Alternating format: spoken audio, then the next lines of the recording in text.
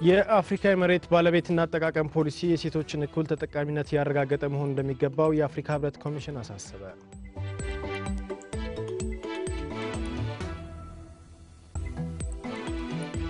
ቻይናና አሜሪካ የበካይ ጋዝ ልቀትን እንደ አውሮፓውያኑ አቆጣጠር እስከ 2025 ለመቀነስ ተስማሙ።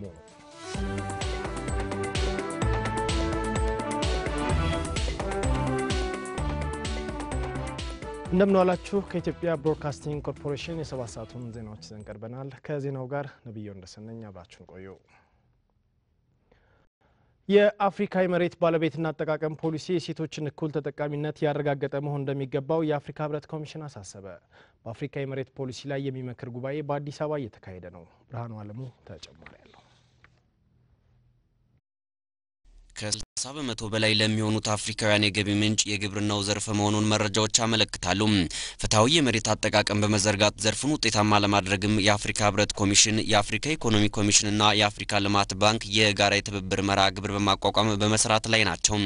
የአፍሪካ መሬት ፖሊሲ የድጋፍ የትብብር መርሃ ግብር ሀገራት ለግብርናው ዘርፍ አመቺ የሆነ የመሬት ባለቤትነትና አጠቃቀም ፖሊሲን እንዲተገብሩ መልካም ተሞክሮን በማለዋወጥና የግንዛቤ ማዳበር ተግባራትን በማከናወን ድጋፍ ይሰጣል። በአፍሪካ መሬት ፖሊሲ ላይ የሚመክር ጉባኤ የቀጣዩ 10 ዓመት የአህጉሪቱ መሬት ፖሊሲ የግብርና ልማትን ለማፋጠን የሚያግዝ መሆን አለበት በሚል መሪ ሐሳብ በአዲስ አበባ እየተካሄደ ነው።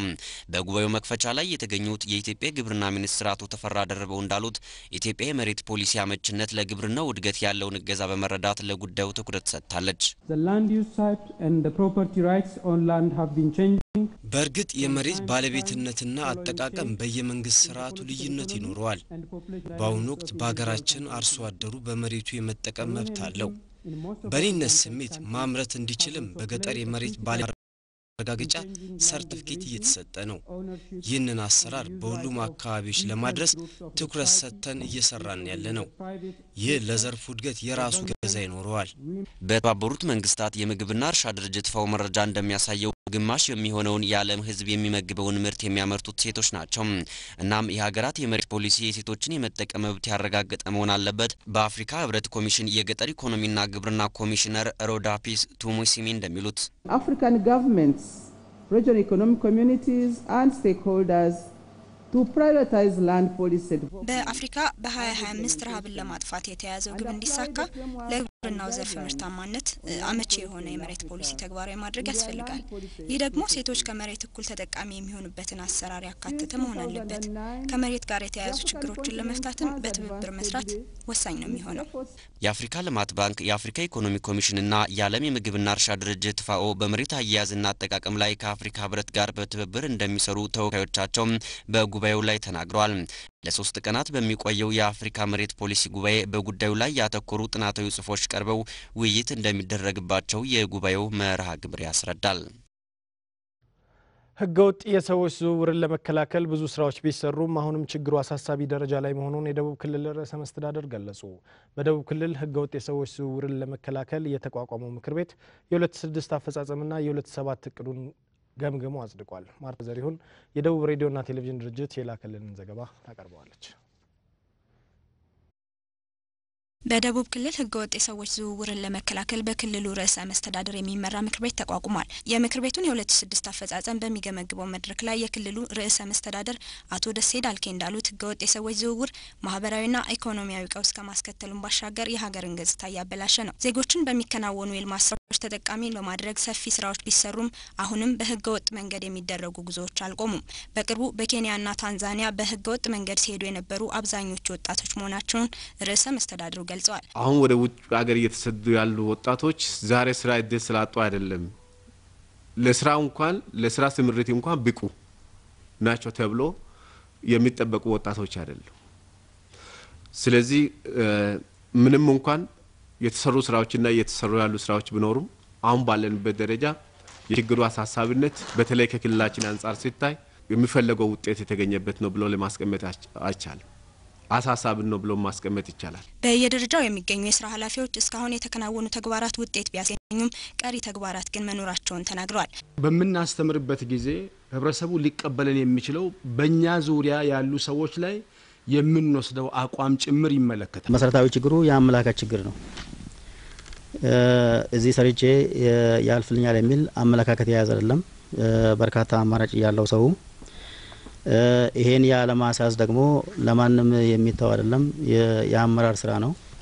አመራሩ ይሄን አመለካከት መቀየር አለበት ነው።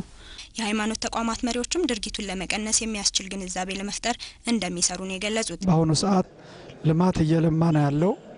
ይሄን ልማት አጠናክሮ አልምቶ ከችግር መላቀቅ ሲገባ እንደገና እየተሰደዱ ለችግር መውደቅ ይሄ በእጅጉ የሚጎዳ ስለሆነ ይህንን ጉዳይ እያስተማርን ነው ያለ ነው። ቤተክርስቲያናችን የህገወጥ ሰዎች ዝውውርን ለመከላከል በአንድ በኩል ለምእመናኖቿ ግንዛቤ ማስመጣ ስልጠናዎችን ትሰጣለች፣ ትጸልያለች። ምእመናን ራሱ ሰዎች በአገራቸው ሰርተው እንዲከብሩ አገራቸው እንዲወዱ እዚህ እንዲያለሙ ትጸልያለችም፣ ትመክራለች፣ ታስተምራለች። በወረዳዎችም በቀበሌዎችም ባሉት የሐዋርያት ቤተክርስቲያን አባላት ዙሪያ ማለት ነው ተገቢውን ትምህርት እየሰጠች ሰዎች በሀገራቸው ሰርተው ማንኛውንም ስራ ሳይንቁ ሰርተው ራሳቸውን ቤተሰቦቻቸውና ሀገራቸውን የሚጠቅሙ ዜጎች እንዲሆኑ ተገቢውን ትምህርት በመስጠት ላይ ነው የምትገኘው ማለት ነው። ምክር ቤቱ በ2006 እቅዱ ላይም ውይይት በማድረግ ማጽደቁን የደቡብ ሬዲዮና ቴሌቪዥን ድርጅት ዘግቧል። ኢትዮጵያ ያላትን የቱሪዝም ሀብትን ለማስተዋወቅና ከዘርፉ የሚገኘውን ጥቅም ለማሳደግ የኢትዮጵያ የቱሪዝም ሚዲያ ፎረም ጉልህ ሚና እንደሚጫወት የባህልና ቱሪዝም ሚኒስትሩ አቶ አሚን አብዱል ቃድር ገለጹ። የኢትዮጵያ የቱሪዝም ሚዲያ ፎረም በዘርፉ የሚያከናውናቸው ተግባራትን በተመለከተ ውይይት ተካሂዷል። ይድነቃቸው ሰማ ውይይቱን ተከታትሎታል። አበበ ባዩ ያቀርበዋል። የባህልና ቱሪዝም ሚኒስቴር በአገሪቱ የሚገኙ ባህሎች፣ ታሪካዊ ቅርሶችና መስህቦችን ለማስተዋወቅ የተለያዩ ስራዎችን እያከናወነ ነው። በመስኩ የተጠናከረ ስራ ለመስራትና የአገሪቱን መልካም ገጽታ ለመገንባት የሚያስችል የኢትዮጵያ የቱሪዝም ሚዲያ ፎረም በማቋቋምም እንቅስቃሴ እያደረገ ነው። ፎረሙ በሙያው የተሰማሩ የመገናኛ ብዙሃን ጋዜጠኞች፣ የክልል ባህልና ቱሪዝም ቢሮዎችና ሌሎችንም ባለድርሻ አካላትን ያካተተ ነው። የፎረሙን መቋቋም በተመለከተና በቀጣይ በሚያከናውናቸው ተግባራት ላይም ውይይት ተካሂዷል። የባህልና ቱሪዝም ሚኒስትሩ አቶ አሚን አብዱል ቃድር በውይይቱ ላይ እንዳሉት ሀገሪቱ ያላትን የቱሪዝም ሀብት ለማስተዋወቅና ከዘርፉ የሚገኘውን ጥቅም ለማሳደግ ትኩረት ሰጥቶ እየተሰራ ነው። ይህንን ስራ በቀጣይነት ለማጠናከርና የዘርፉን እድገት ውጤታማ ለማድረግ ፎረሙ ከፍተኛ ጠቀሜታ አለው ብለዋል። ፎረሙ ያስቀመጣቸው እቅዶች አሉ።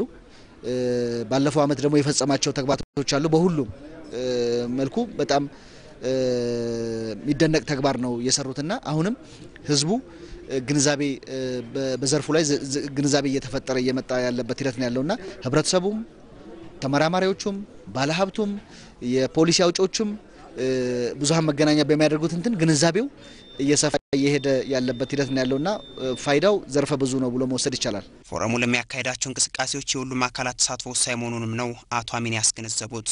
የኢትዮጵያ የቱሪዝም ሚዲያ ፎረም ፕሬዚዳንት አቶ ዘሪሁን ግርማ በበኩላቸው ፎረሙ ቱሪዝምን ለማስተዋወቅና ኢኮኖሚያዊ እድገቱን ለማፋጠን የበኩሉ ሚና ይወጣል ብለዋል።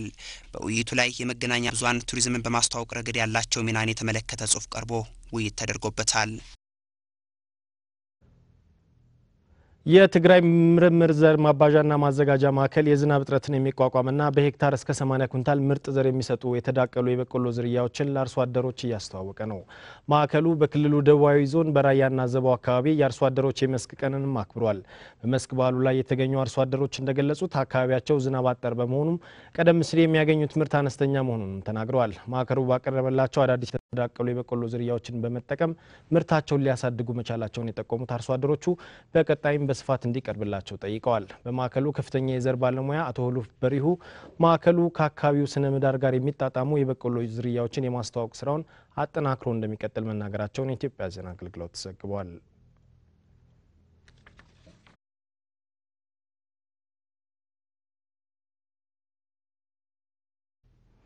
የውጭ ዜና ቻይናና አሜሪካ የበካይ ጋዝ ልቀትን እንደ አውሮፓውያኑ አቆጣጠር እስከ 2025 ለመቀነስ ተስማሙ። በስምምነቱ አሜሪካ የበካይ ጋዝ ልቀትን ከ26 እስከ 28 በመቶ ለመቀነስ ስትስማማ ቻይናም የታዳሽ ኃይል አጠቃቀሟን 20 በመቶ ለማሳደግ ወስናለች። ሀገራቱ ንግድን ጨምሮ በበርካታ ጉዳዮች ላይ ያላቸውን ግንኙነት ለማጠናከርም ከስምምነት ደርሰዋል። ከተለያዩ የውጭ ምንጮች ለተገኘው መረጃ ተስፋ ያባት በቻይና ቤጂንግ የተካሄደው የኤስያ ፓሲፊክ የንግድ ጉባኤ ሲጠናቀቅ የአሜሪካው ፕሬዝዳንት ባራክ ኦባማና የቻይናው አቻቸው ሺ ጂንፒንግ ታሪካዊ የተባለለትን የሁለትዮሽ ስምምነት ፈጽመዋል።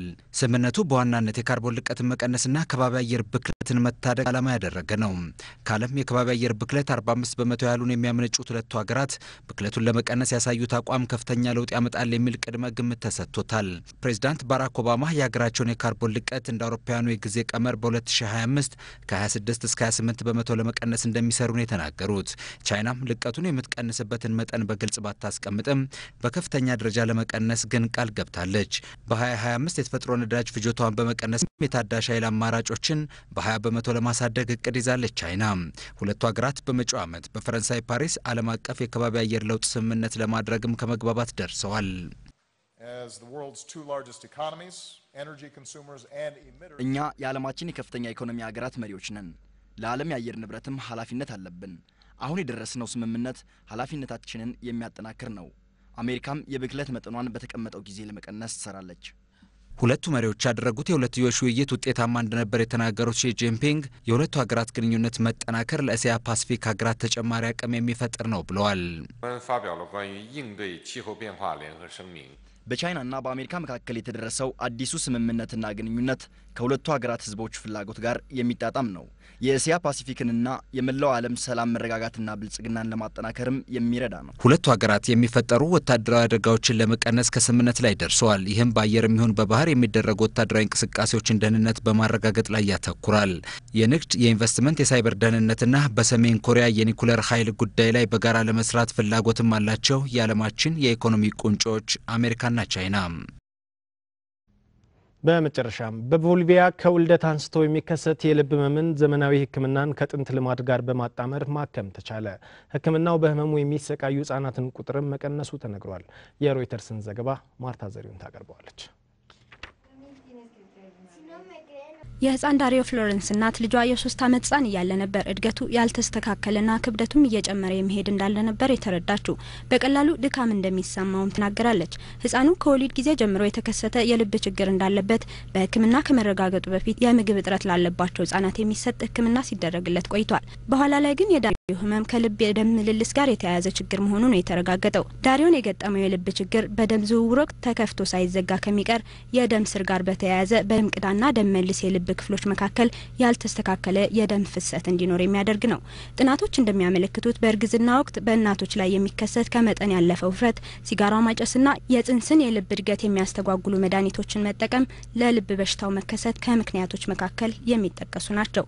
የህፃን ዳሪዮ እናት የልጇ ችግር የዚህ አይነቱ የልብ በሽታ መሆኑን ሲነገራት የተሰማትን እንዲህ ትገልጿለች። በልብ ውስጥ 1 ሴንቲሜትር ከግማሽ ክፍተት እንዳለ ነገሩኝ። ውጤቱን ይዤ የሆስፒታሉን ሐኪም ሳናገርም ምንም እርዳታ ማግኘት እንደማልችልና የዚህ አይነቱ ህክምና ወጪ በመንግስት እንደማይሸፈን ተነገረኝ። በጣም ተስፋ ቆርጬና የማደርገውንም አላውቅም ነበር። የቦሊቪያው የልብ ሐኪም ፍራንስ ፍሮይደንታልም እዚህ ጋር ነው መፍትሄ ሆነው የቀረቡት። ሐኪሙ እንደ ህፃን ማሪዮ ያሉ ህፃናት በተመጣጣኝ ዋጋ ህክምና እንዲያገኙ በመትጋት አመታትን አሳልፈዋል። ሐኪሙ እንደሚሉት አሁንም ድረስ 2500 የሚሆኑ ቦሊቪያውያን ህፃናት በዚህ የልብ በሽታ እየተሰቃዩ ቢሆንም በሀገሪቱ ባለው የህክምና አገልግሎት እጥረት ምክንያት የህክምና ክትትሉን ማግኘት አልቻሉም። ህፃናት ሲወለዱ ኦክሲጅን ያስፈልጋቸዋል። በዚህ ሂደት የሚኖሩ ለውጦች ሁሉ የሚመቻቹት በኦክሲጅን ነው። የደም ቅዳና ደም መልስ እንዲዘጋ የሚያደርገውም ኦክሲጅን ነው። የኦክሲጅን አለመኖር እነዚህ ተከፍተው እንዲቀሩ በማድረግ በሽታውን ያስከትላል። እናም በዛች ወሳኝ ሰዓት ተፈጥሮ ያላስተካከለችውን ለመጨረስ እንሰራለን።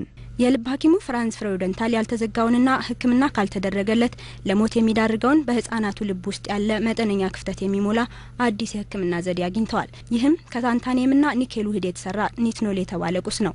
ቀደም ሲልም በአሜሪካ የጦር ኃይል ተመርቶ የነበረ ነው።